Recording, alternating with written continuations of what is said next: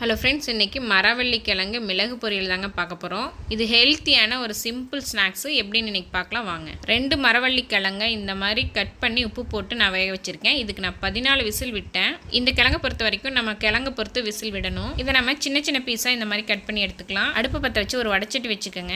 அதில் 3 table spoon கடலெண்ணெய் ஊற்றி கடுகு, உளுத்தம்பருப்பு, கடலைப்பருப்பு பொரிஞ்சதும் 10லேருந்து 15 சின்ன வெங்காயத்தை கட் பண்ணி சேர்த்துக்கோங்க.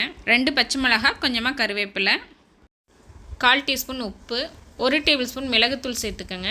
கிழங்கு வேக வைக்கையிலேயே நம்ம உப்பு சேர்த்துருப்போம், அதனால் உப்பு பார்த்து சேர்த்துக்கோங்க. இப்போ நம்ம கட் பண்ணி வச்சுருக்கிற கிழங்கை இதோட சேர்த்துக்கலாம். இப்போ இதை நல்லா மிக்ஸ் பண்ணிக்கோங்க. நம்ம வணக்கி வச்சுருக்கிறதோட கிழங்கு நல்லா மிக்ஸ் ஆகணும்.